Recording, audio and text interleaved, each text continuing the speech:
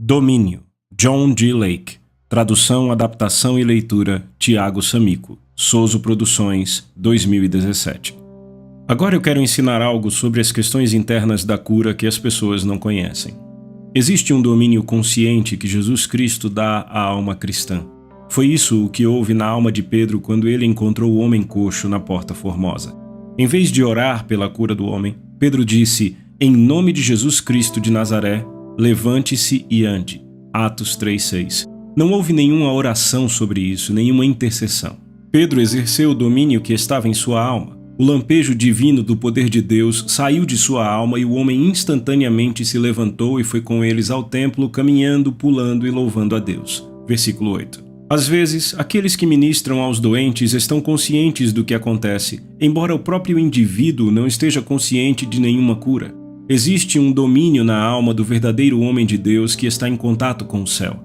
Quando a coisa real acontece, quando uma pessoa é salva ou curada da doença, sabemos o que isto significa. Oramos até ficarmos satisfeitos em nossas almas pelo trabalho completo. No mesmo prédio que tínhamos nossas salas de cura, havia um laboratório de raio-x. Os técnicos queriam ver do que se tratava tudo aquilo. Então, eles nos pediram para tirar raios-x sem nenhum custo para nós de algumas das nossas perspectivas de cura. Era uma oportunidade única. Entre aqueles que enviamos para eles, havia um homem com tuberculose. Cada vez que ele era ministrado em oração, tiravam um raio-x. Podíamos ver o progresso da cura. Cada chapa mostrava cada vez menos a doença, até que não havia mais evidência dela. Ele estava completamente bem. Sempre oramos por uma pessoa até estarmos satisfeitos pela cura completa. Nunca houve dependência do braço do homem, da carne. O Sr. W. A. Fay sofria com câncer de estômago. Ele havia sido ministrado umas 30 vezes. Durante os primeiros dias, não houve provas de cura, nem de uma diminuição do seu sofrimento. Depois disso, houve uma diminuição gradual. Então a cor começou a voltar ao rosto dele e ele começou a comer carne. Agora, ele pode comer tudo de tudo e tanto quanto conseguir. E isso não é tudo, queridos. Ele encontrou o Senhor e Salvador Jesus Cristo enquanto o processo estava acontecendo, e ele diz que isto foi grande parte de todo o processo.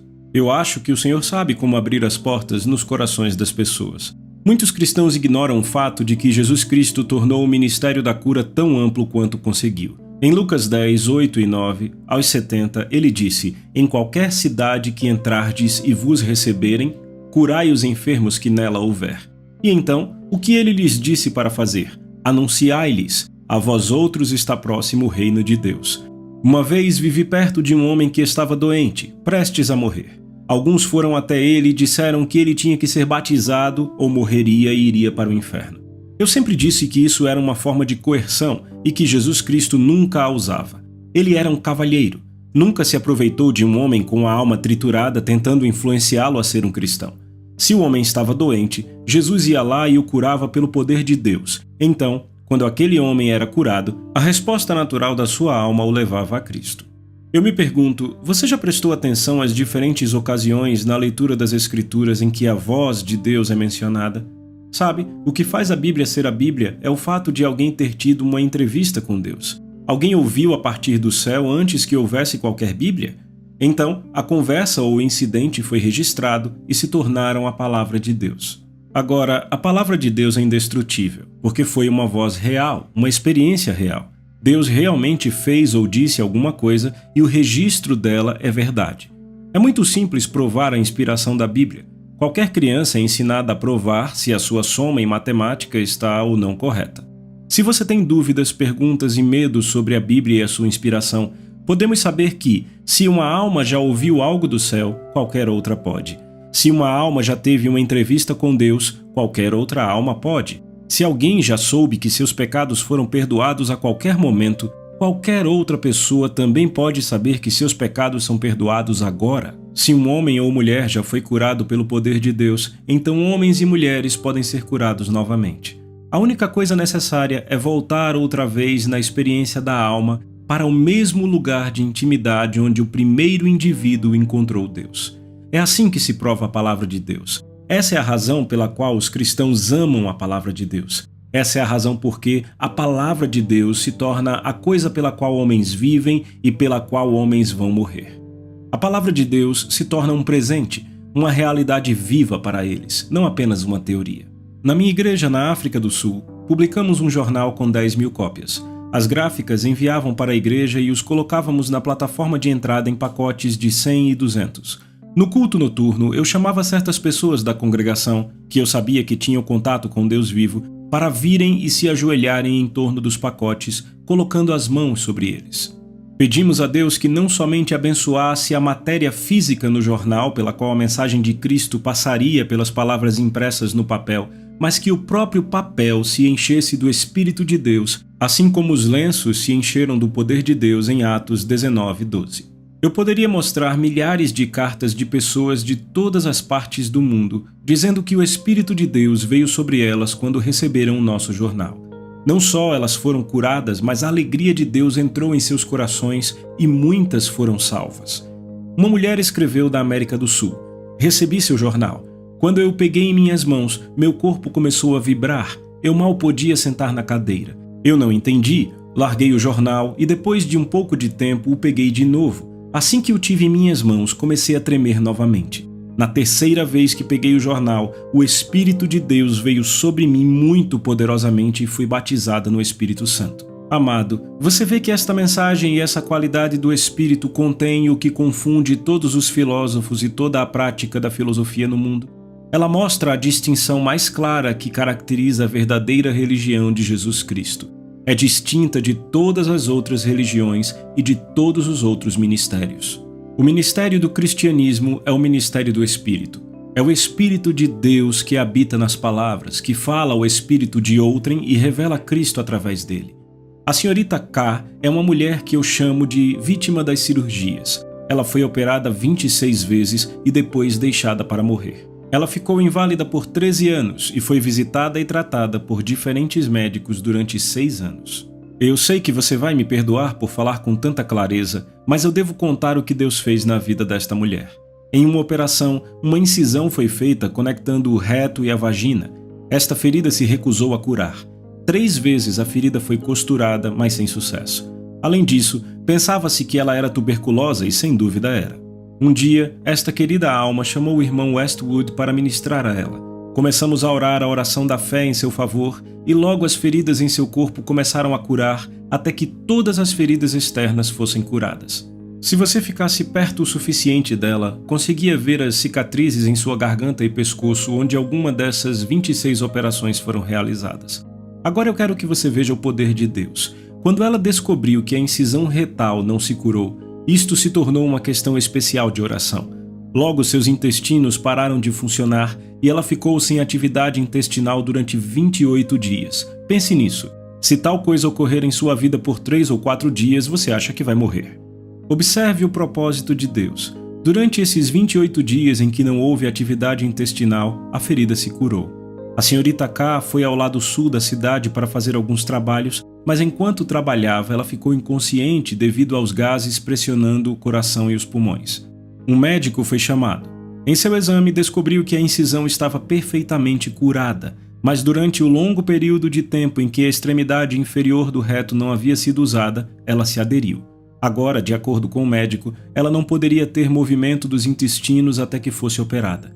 Eles estavam prestes a levar a senhorita K para o hospital, quando ela ficou consciente e disse: "Sem mais operações para mim, mesmo que eu morra. Eu entreguei meu corpo, minha alma e meu espírito a Deus." Então eles a levaram para casa. Ela desceu ao templo para ensaiar as crianças para a peça de Natal. No caminho para casa, ela desmaiou na rua e foi levada para o hospital de emergência. Eles a examinaram lá e corroboraram a declaração do outro médico. Eles estavam prestes a levá-la para o St. Luke quando ela ficou consciente e disse: "Não, senhor, sem operações para mim, mesmo que eu morra."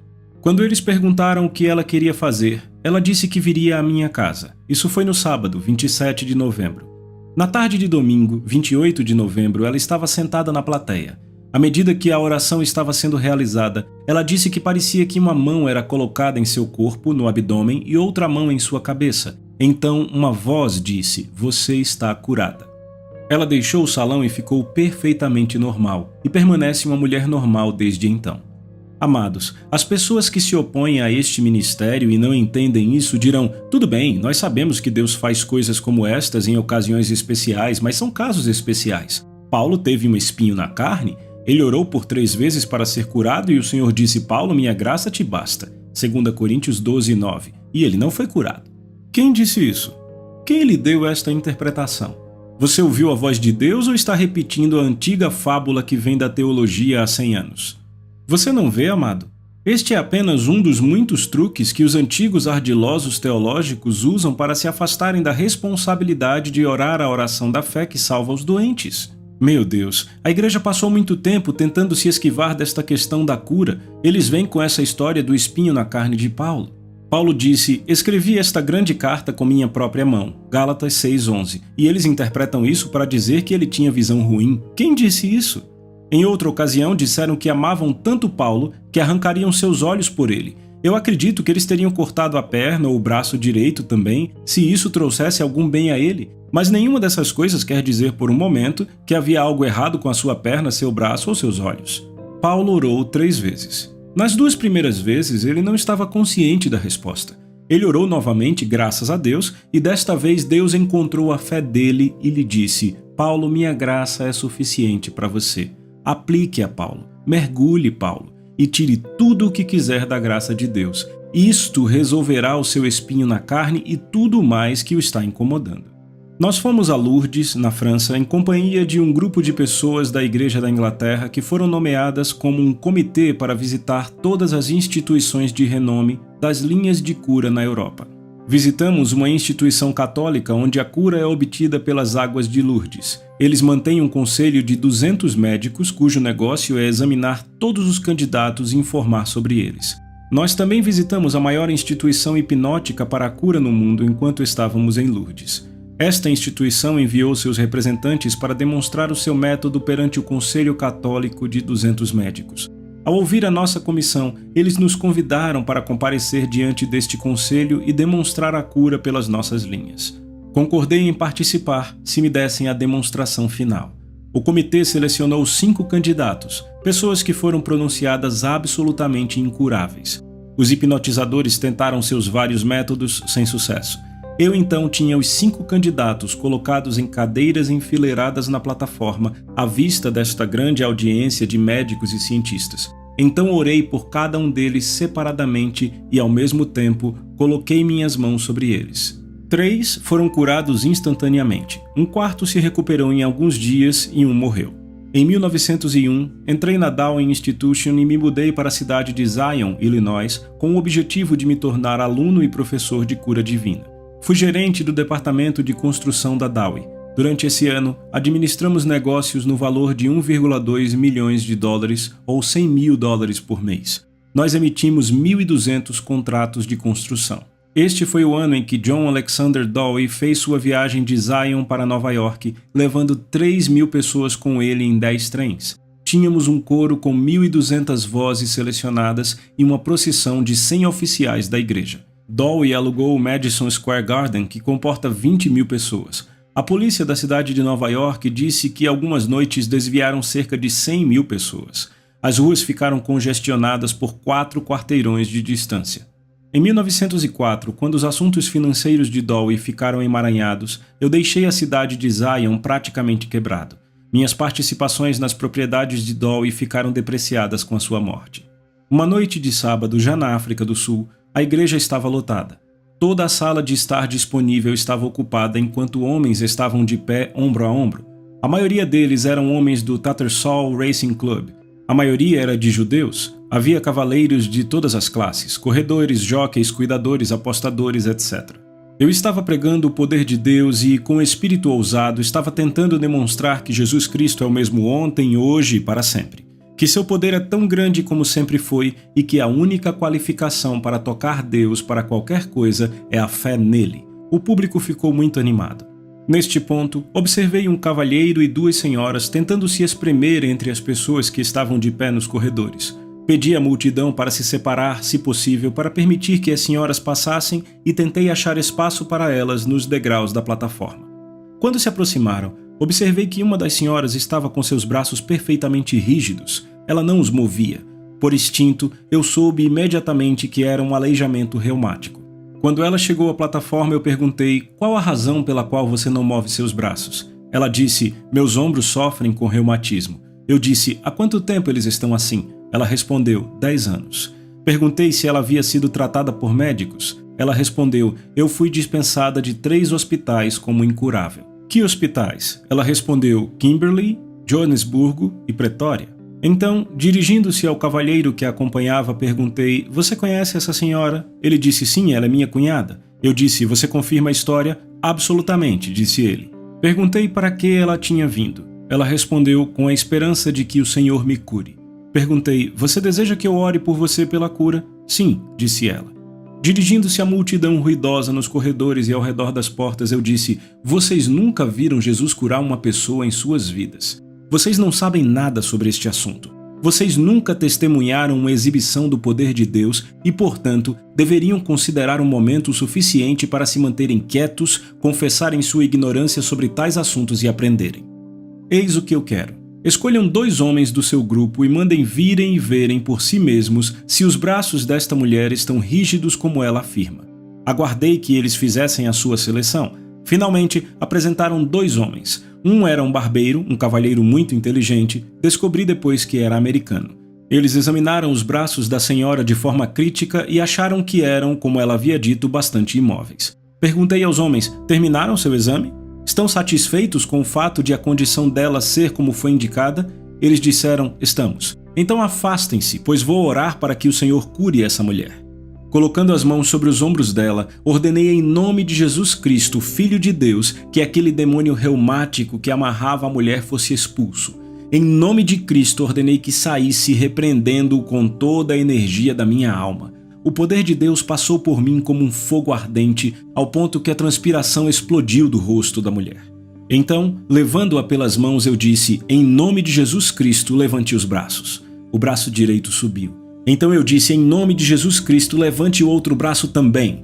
Ela imediatamente obedeceu, seus braços se tornaram livres. Quando movi os braços, fazendo os ombros girarem, ouvi um som de moagem nas articulações. Eu disse aos 2 homens da audiência: vocês nunca ouviram uma articulação seca em suas vidas? Venham, coloquem suas orelhas nas costas da mulher enquanto eu movo seus braços. Enquanto faziam, movi os braços e as articulações do ombro rangiam, porque o óleo ainda não havia voltado para elas. Na alegria da mulher por ser curada, ela levantou as mãos, glorificou a Deus e partiu pela porta. A multidão se abriu para ela e ela desapareceu. Não a vi novamente. Bônus: o domínio de Cristo. Todo estudioso da igreja primitiva discerne imediatamente a diferença entre a alma do cristão primitivo e a alma do cristão moderno.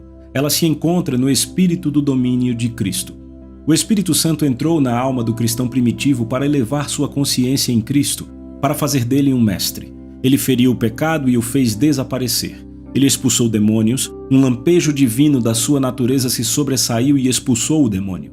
Ele colocou as mãos sobre os doentes e o poderoso Espírito de Jesus Cristo inflamou-se dentro do corpo e a doença foi aniquilada. Foi ordenado a ele que repreendesse o diabo e o diabo dele fugiria. Ele foi um soberano reinante, não se encolhendo de medo, mas vencendo pela fé. É este espírito de domínio, quando restaurado à Igreja de Cristo, que trará novamente a glória, o triunfo à Igreja de Deus em todo o mundo, que vai elevá-la ao lugar onde, em vez de ser uma serva obediente do mundo, da carne e do diabo, ela se tornará um instrumento divino da salvação na cura dos doentes, na expulsão dos demônios e na realização de todo o programa do ministério de Jesus, como fez a Igreja primitiva.